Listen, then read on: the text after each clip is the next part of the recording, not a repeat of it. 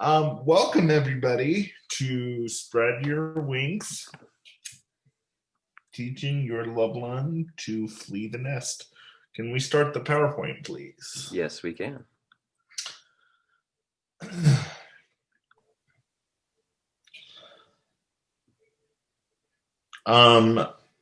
Matt, I think it would be a good idea. Could you revoke the host privileges and just let anybody else in who comes?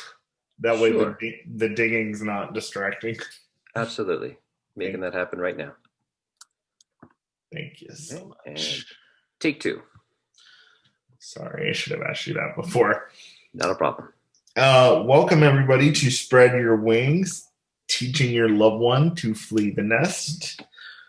My name is Nick Comstock. I want to thank Julie and the Impact Corporation for giving me the opportunity to share my story and help give you some thoughts and ideas on this topic. Next slide, please. Welcome again. I didn't think saying welcome one time was good enough, so here's a second time. Welcome. Today we have a survey. We want to see who's with us, so we're going to go ahead and launch that survey. Let me see if I can launch it from here. Nope, I cannot. So, oh, wait a minute. Maybe I can. Hold on. There we go. There we go. So you see there are several different categories here. And for those of you who are watching this later on, if you could just post down in the comments from these categories what category best suits you, that would be greatly appreciated. And did you want me to read these out loud? Sure, you can do that.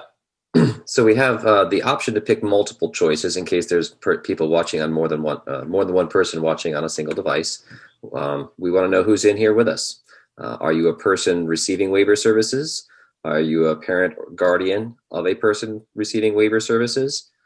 Are you a service coordinator, case manager, SSA, or other provider? Are you with a county board?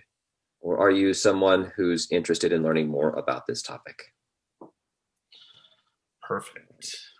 It appears that answers have slowed down, so I'm guessing that we've got everybody's vote in. I'm going to go ahead and close the poll. Is that okay with you? Yes. Okay. Oh, and I'm going to share the results. Oh, we're going to. Okay, so can you share those with me, Matt? Sure. 2 out of 8 people are here as the parent guardian of a person receiving waiver services.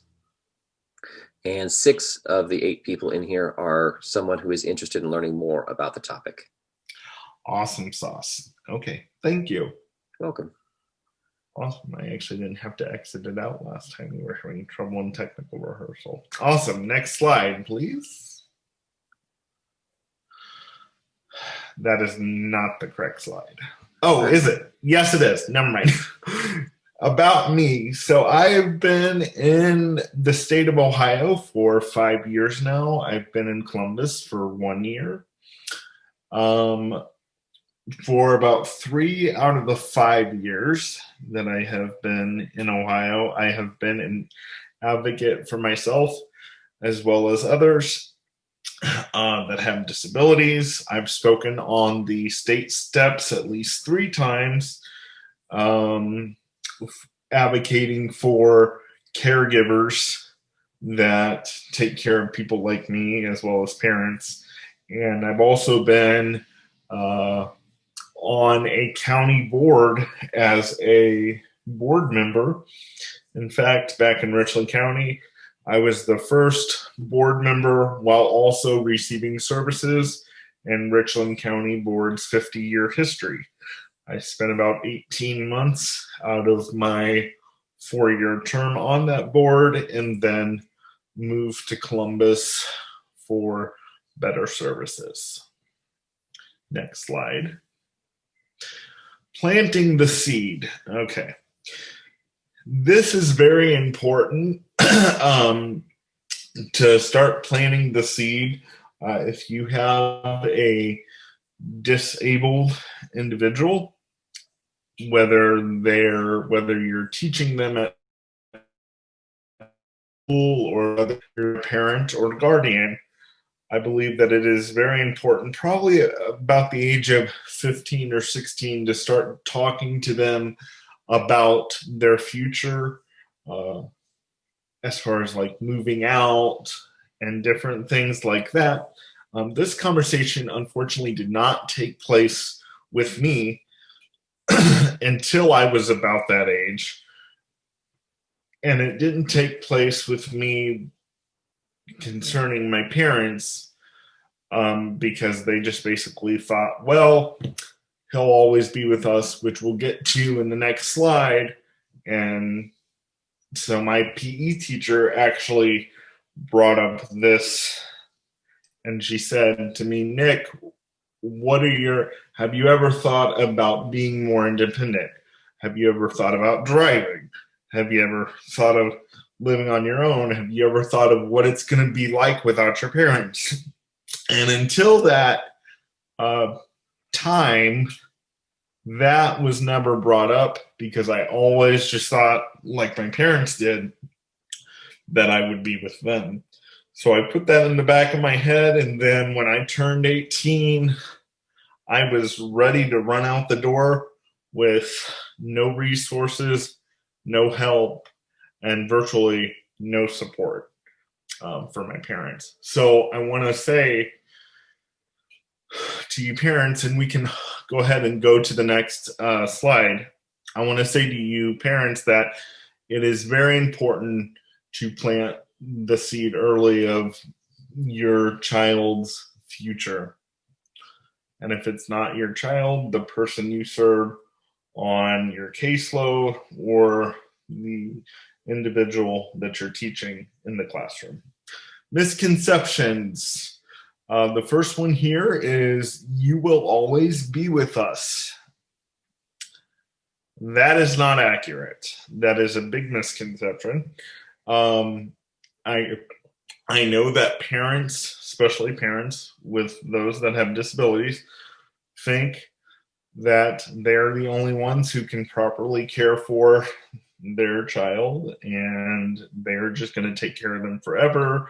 Nothing's ever going to happen to them and they're just always going to be with their son or daughter. Well, this is a big misconception because you're not always going to be here. And breaking news, your kid doesn't always want to be around you. And here's a newsflash, you don't always want to be around your kid, right? So, this is a big misconception. You will always be with us. It is not true. So, I'm trying to look here. Matt, why don't you help me out with that second one there, please? You will never be able to move out. It's another misconception. And this kind of ties in with the third one, which says moving out means automatic failure, or excuse me, moving out equals automatic failure, which is not true. Never say never. I was always taught to never say never. And if I believed these last two misconceptions right here, I would not be here today. That is for sure. And a lot of parents and people in general feel that because their son or daughter have a disability, whether it be physical, mental, or what have you, that moving out for them means automatic failure. And they would say, well, what happens? Like my parents would actually say, Nick, what's going to happen if your house gets caught on fire? How are you going to be able to get out? And I would literally look at them at some points and say, do you plan on burning my house down the first night I'm out on my own?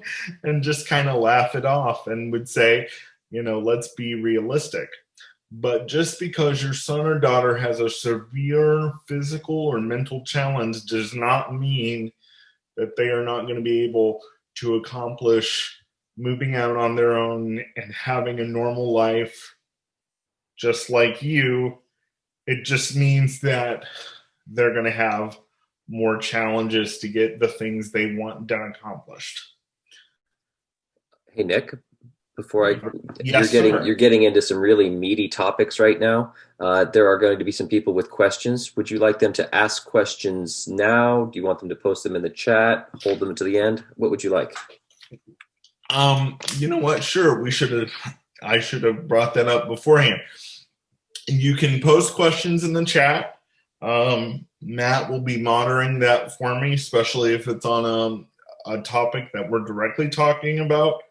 Or you can hold off until the end. I will leave that up to the participants. But I think if it's a topic that we're directly talking about right now, Matt, feel free to interrupt me and let me know there's a question. That's fine. Either way works. Okay. Are you ready for the next slide? Yes, sir. So the negativity. Mm-hmm.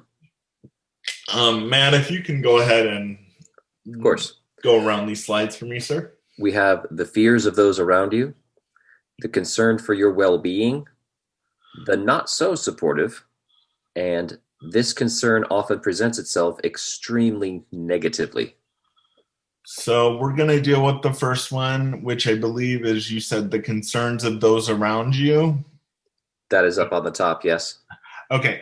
So the concerns of those around you are, would be, for example, my parents were extremely terrified of, like I said earlier, what happens if there's a fire. I mean, they would go through everything. What happens if you need cared for during the night? Who's going to take care of you? And what I ended up telling my parents is that we can cross as many T's and dot as many I's as possible, but there is no way we're going to avoid the inedible. There might be some days where my staff, even though they're supposed to show up at 7 o'clock, for whatever reason, they may show up at 9 o'clock and I may have to sit in bed until they show up. Do I like that happened? No, but it's life. Things happen.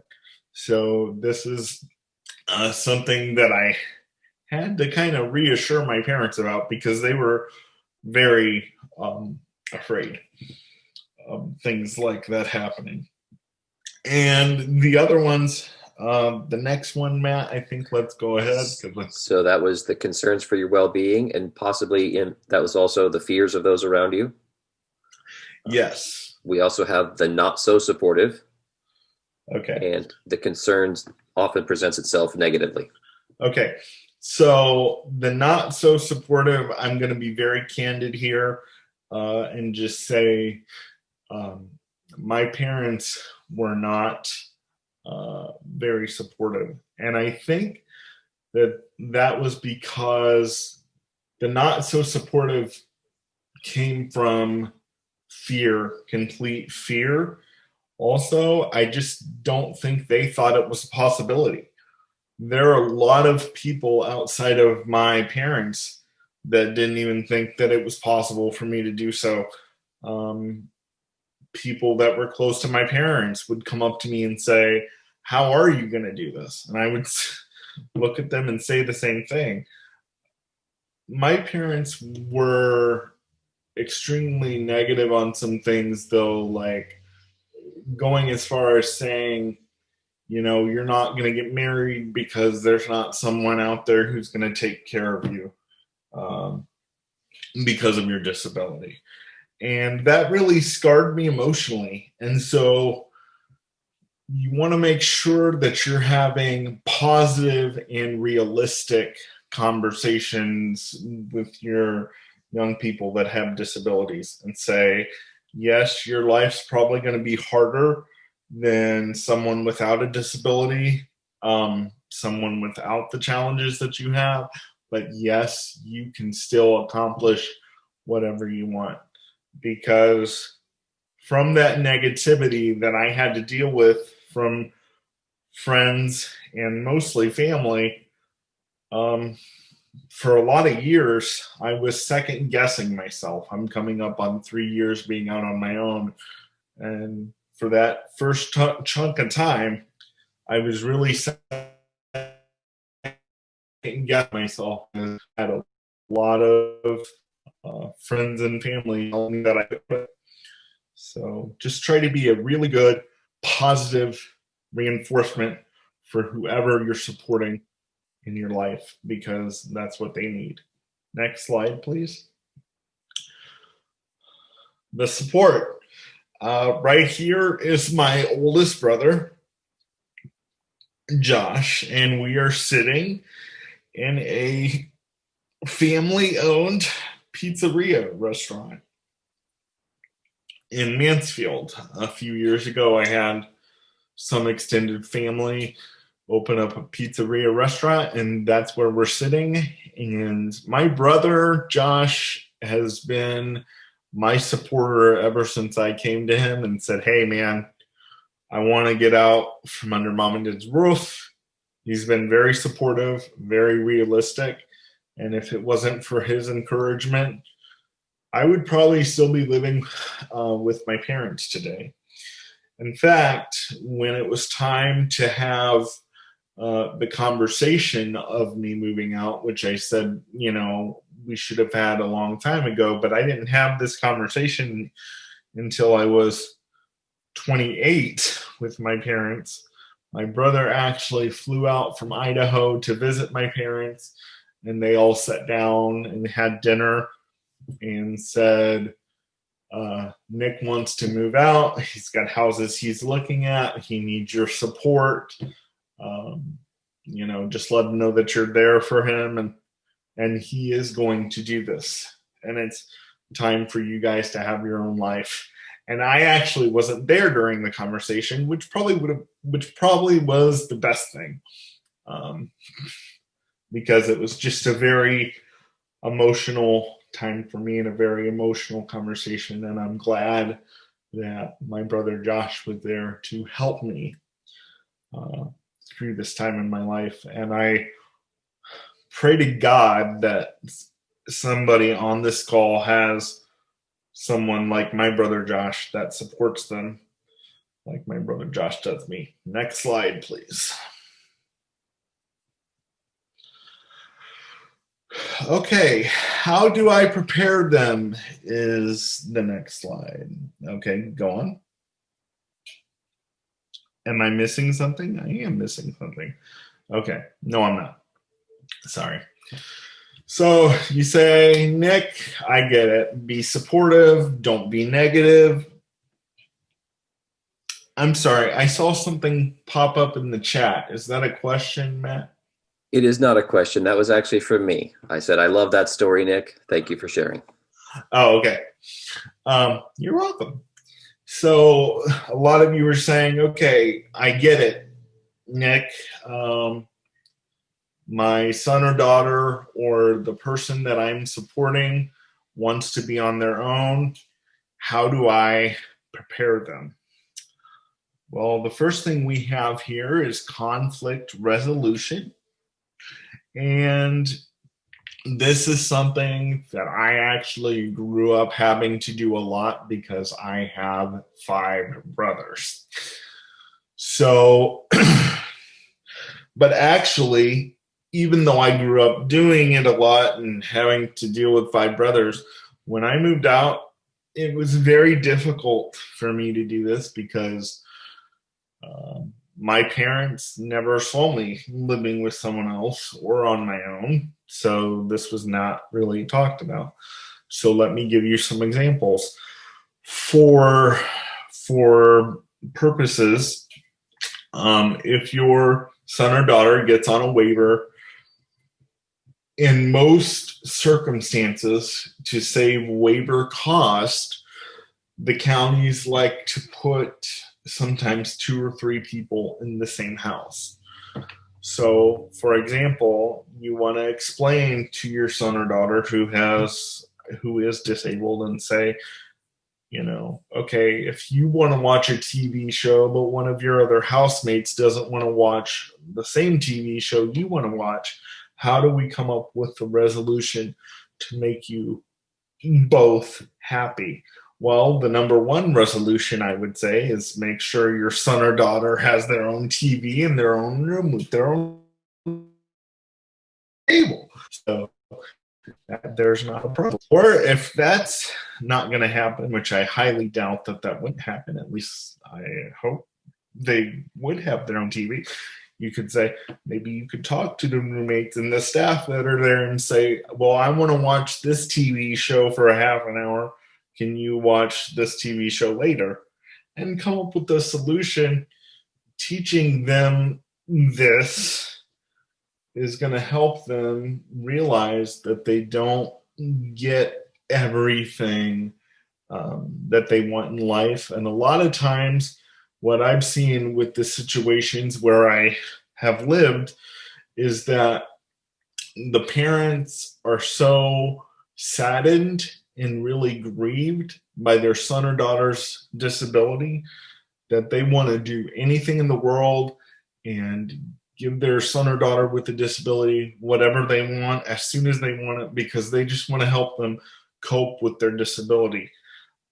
In my opinion, I know you want to do anything to help your son or daughter, but giving them whatever they want when they want it is not a good way to send them off, because when they get out into the real world, they're going to find out real quickly that that's not how it works.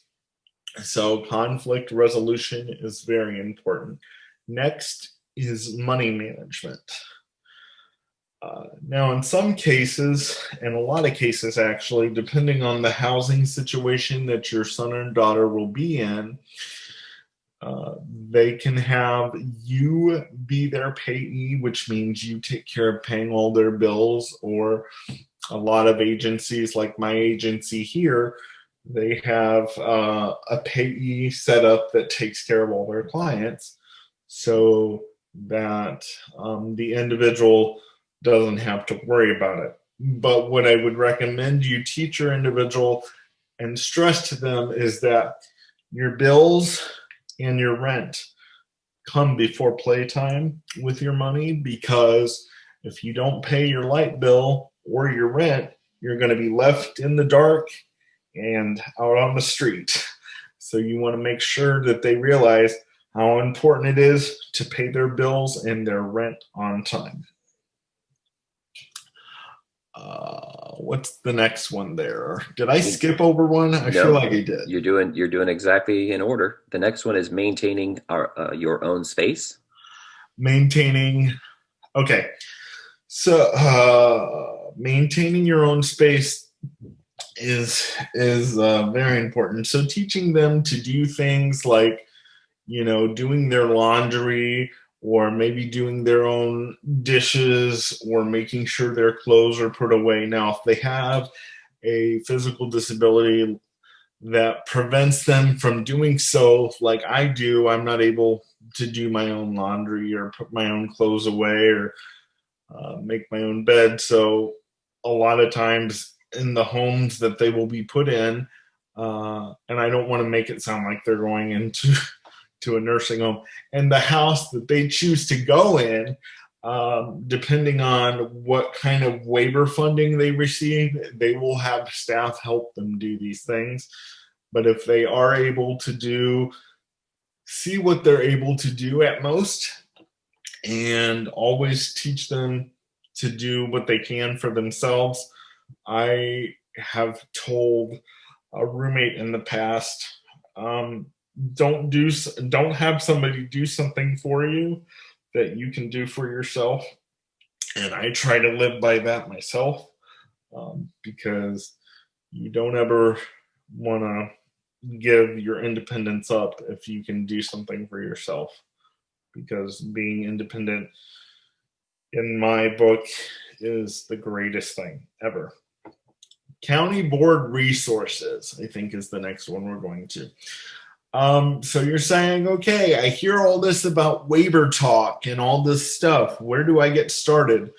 Well, you want to start with your county board of DD. So there are 88 counties here in Ohio, and each one of them have a county board, And so you want to start calling there and do the intake process.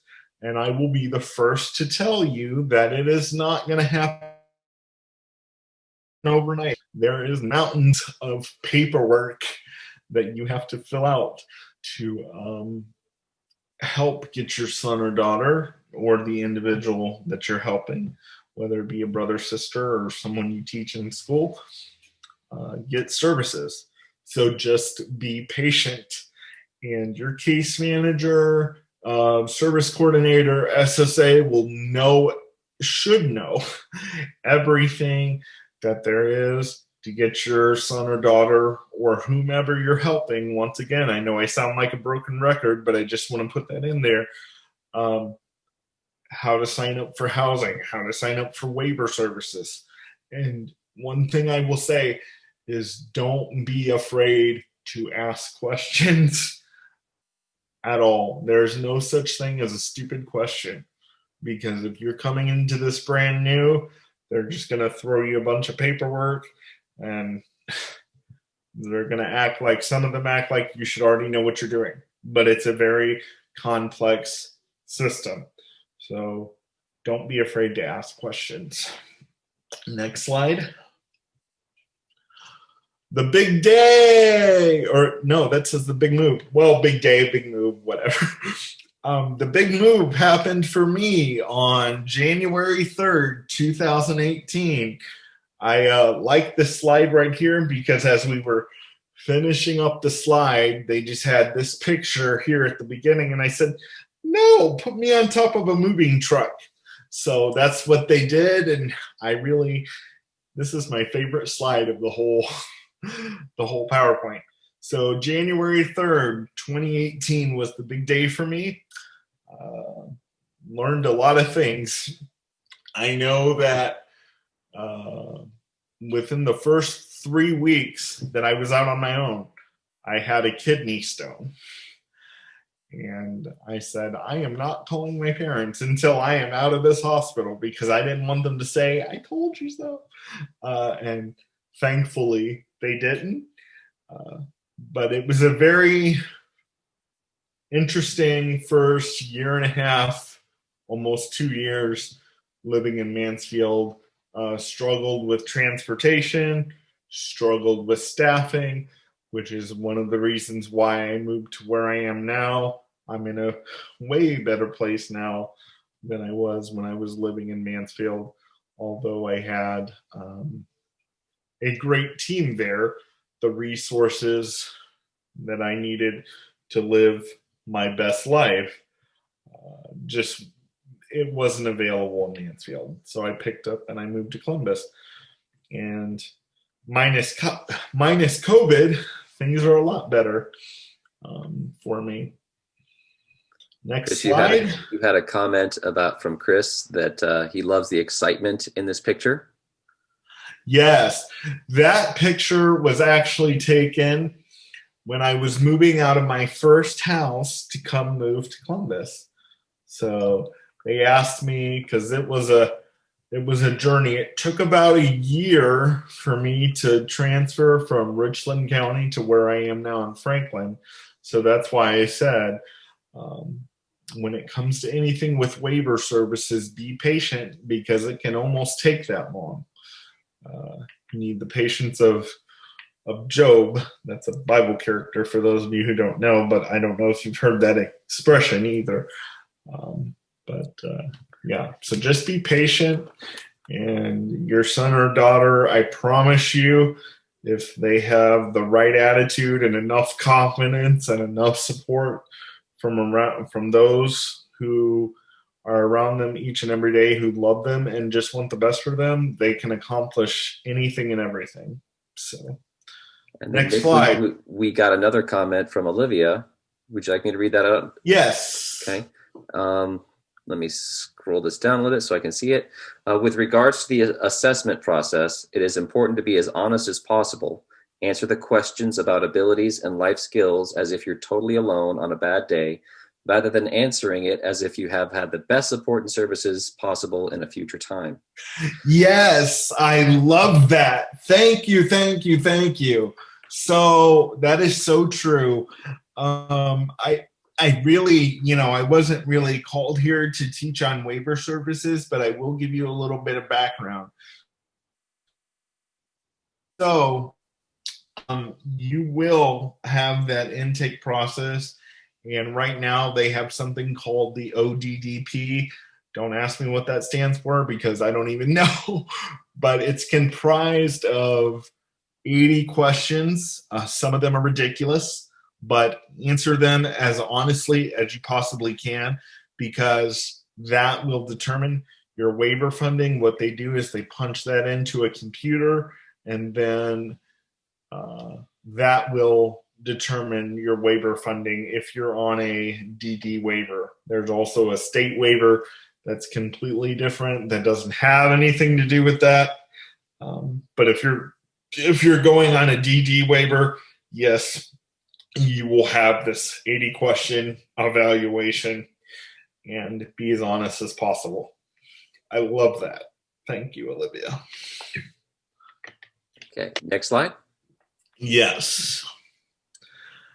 Oh, goody. Questions and answers. This is where you guys get to start talking, and I get to take a little bit of a break and answer your questions.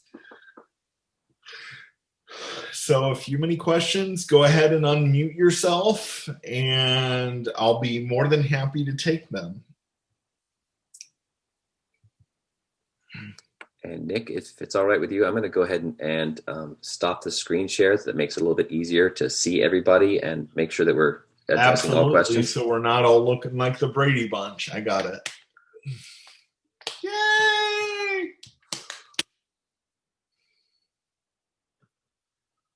All right. I apologize. My chat's still up, so I can't really. Well, let me see. Can I close you? Yes, I can. And so for time purposes, you have, there's about 20 minutes left in our allotted time. So we have plenty of time for questions. Plenty of time for questions and comments and conversation. So feel free to unmute your mics and ask away. I have a question that kind of branches out. I'm Margarita, by the way. I love your name. Thank you. And I have 3 sons with autism. Mm-hmm. So we are looking potentially at 3 people being independent eventually. Yeah. However, they're not as well spoken as you, Nick. So that is probably my number one fear, concern, worry, whatever you want to call it. Sure. They don't have a physical disability, but they do have a communication disability, right? So I always, it's not that I don't believe in them. It's more that you're overwhelmed with worry that someone is going to be taking advantage of them, that they may not communicate something that happened that was a bad experience, right? So even with a communication device, that's what we're working on now. But that's, I think, our number one fear. What if we miss something, right? And then, of course, then you do feel like a failure. I have to admit. Yeah. What county are you in, if you don't mind me asking? We live in Beaver Creek, so we're green. I'm sorry, what county? You said Beaver Creek and what? Greene County. Greene County. Okay, I don't know much about the services there. Um, do you feel like everyone is helpful to you there? Do you feel like you get as much out of your services as possible? I think we are, to a certain extent. We are so our boys are. My oldest is 21. Okay. And my second oldest is 19, and my youngest is in high school. He's 14. Okay. Yeah, So perfect time for the young one. I have a Nick too. So Michael and Nick. Oh, cool. Are currently registered. They're doing Project Life. I don't know if anybody's heard of it. I've heard of that. Yes. So it's brand new, and it's not as perhaps as challenging as Project Search. There's also Project Search. Yes, I've heard of that as well. So to the county's credit, I had, because they insisted, they need to go to project search and, start moving ahead. But I felt that that would be too overwhelming for them. And I said, we need something for the kids who are in between, the gray area. They're not super high functioning. They're not super low functioning, but they Right. do have potential. They're good workers. So sure enough, that got a response. And this year they started Project Life. And Good. so far they're doing okay. Yeah. So far they're doing okay. That's fantastic. The lecture time, probably not their favorite, right? Of course. Yeah. They like the rotation part where they go and actually do work. Yeah. Uh, How do they communicate with other people? Are they good with that? so right now they're using communication devices Right. while they're in the program. We don't have them to use them in general yet, but I just signed them up for some speech therapy, for some communicate for Perfect. as what do you call it, augmented communication. So, and they have some language, they just can't you know give a presentation like you do. So Sure. Sure. Yeah, I'm very blessed. I'm a man of faith. I didn't say that at the beginning of this presentation, but I feel that it's important to let you all know. I'm a man of faith, and I have been blessed by God with the communication skills that He has given me. So I'm very well aware that there are a lot of people in much more challenging conditions than what I have. And I yeah. am very blessed and hope that I can be a help to many in the disabled world. So, not to really get too personal, but do any of your boys, do they see like a counselor maybe to help them to start to transition?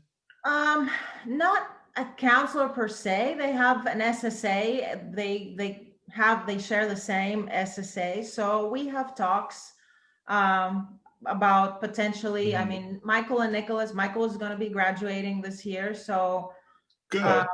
we're looking at him starting to work next year. um, Okay. Yeah, and also too, I forgot to mention in the presentation, and I'm sorry, I didn't mean to cut you off. I forgot to mention in the presentation that, um, moving out may not be the first thing you want to go to in the conversation. You might want to go into, well, what's it going to look like when you get your first job, or right. something like that. It all takes baby steps, but you have to eventually get to the moving out piece, because even though you don't like to think about it, you're not always going to be here. So you have, and my parents wanted to do well, we'll cross that bridge when we come to it. Well, what's going to happen when we get to that bridge and we haven't prepared? Yeah, So that's always, God forbid, that's always a possibility. yeah. So I applaud you for, and having one individual with a disability is hard enough, but I can't imagine having three. So I applaud you for what you're trying to do for your kids, and I'm sure they all have very, very bright futures. That's the goal. That's what we hope. Yes. Very nice to meet you. You as well. That was a wonderful presentation. I enjoyed it. It was very, very helpful. Thank you. Thank you very much. Any more questions or comments?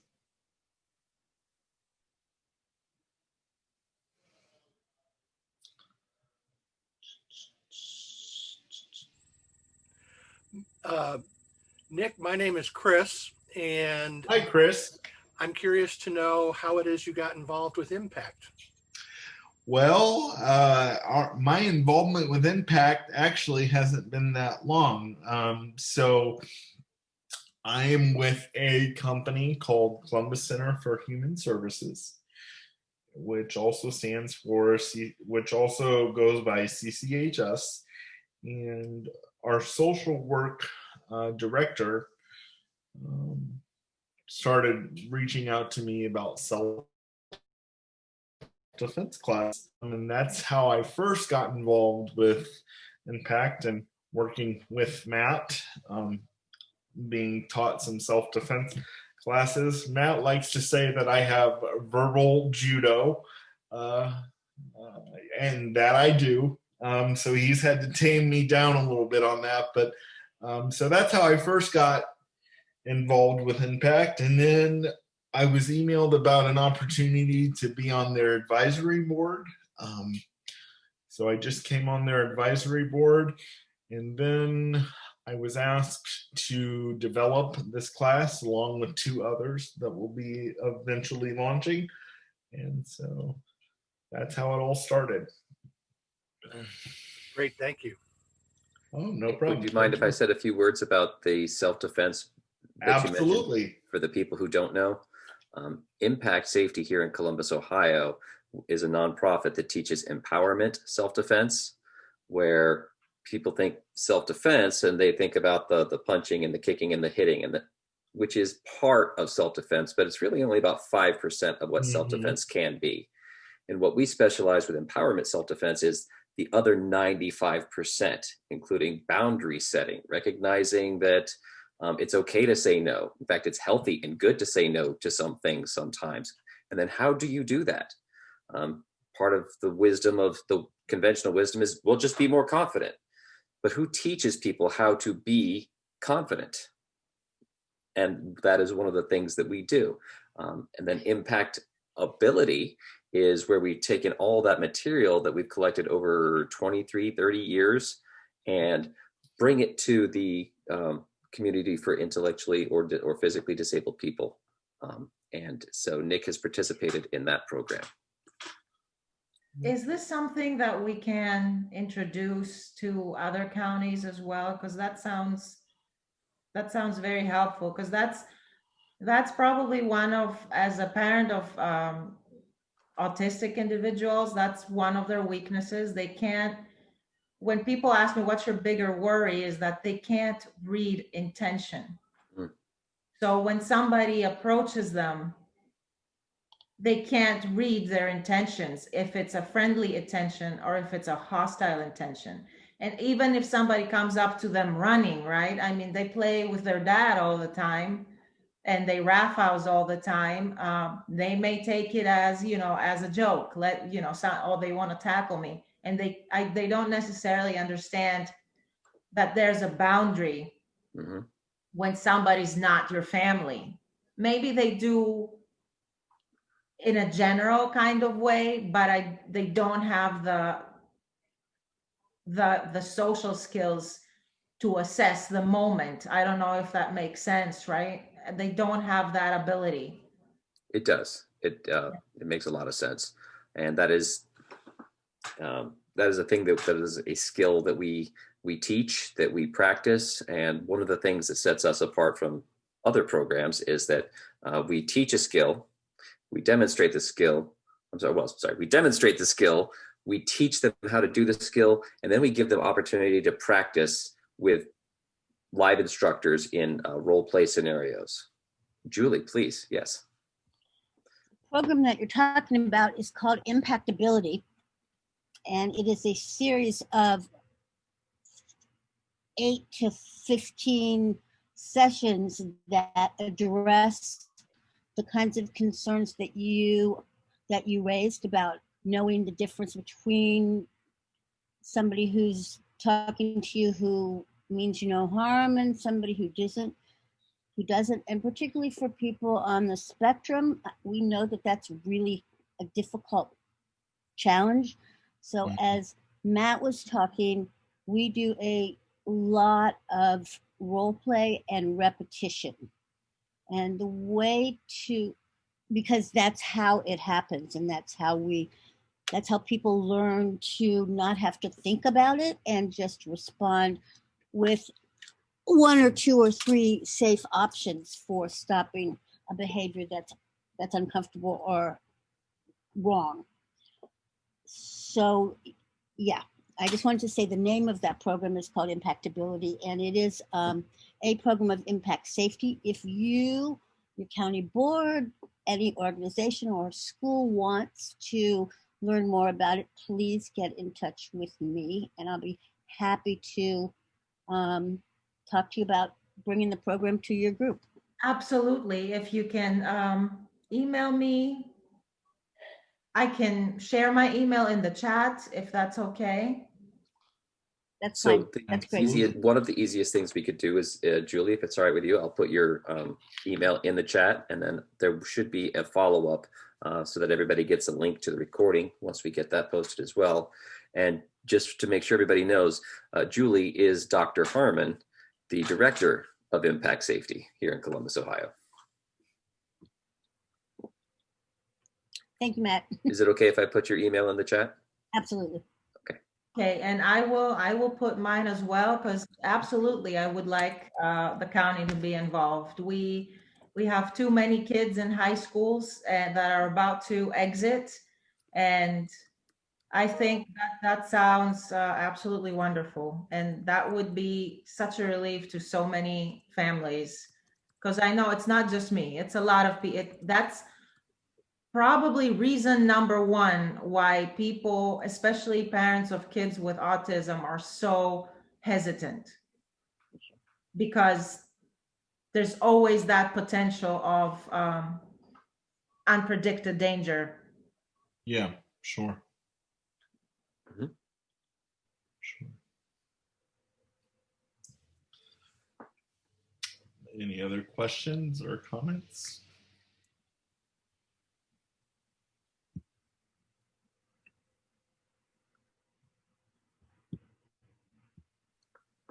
I have a question.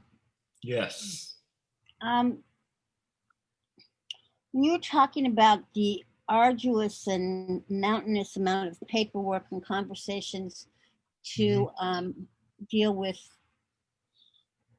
the waivers and whatever other paperwork, did you have help with that? And did your parents need to say okay for that?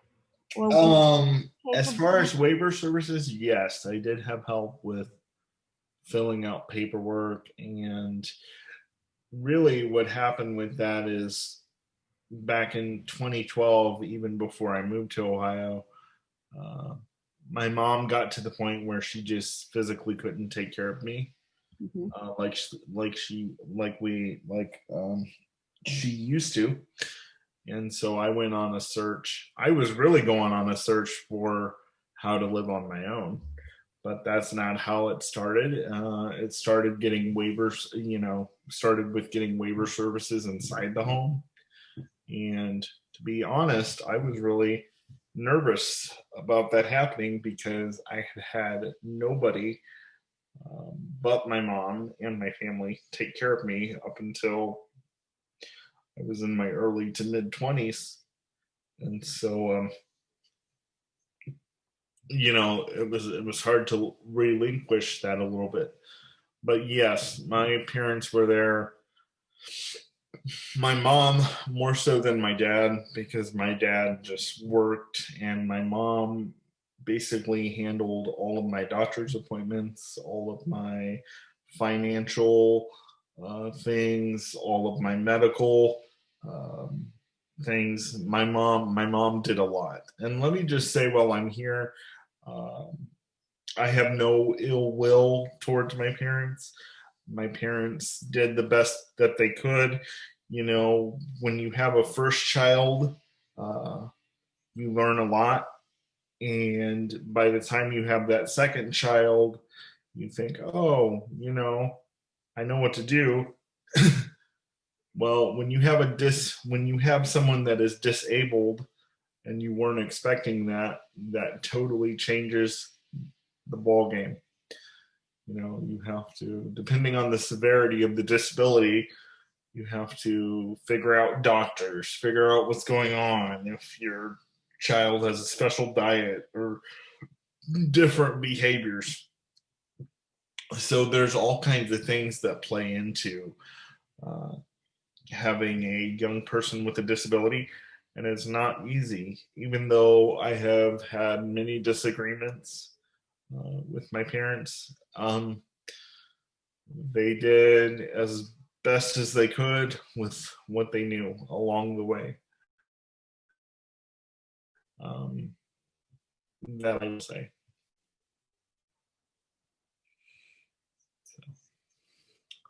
I think I've seen, unless it's double folks on two different devices, I think I've seen a couple different people join. If you're just now joining, we are at the end of Spreading Your Wings. This program will be posted later on today. We will have this up on YouTube later this afternoon. And we will be sending links to everybody who registered so that they can find it quickly and easily. But if you are here and if you have any questions for me as far as your son or daughter or individual wanting to live out on their own, we have a couple more minutes for questions or comments. Feel free to unmute yourself and ask your question or give your comment. Or you can put it in the chat as well.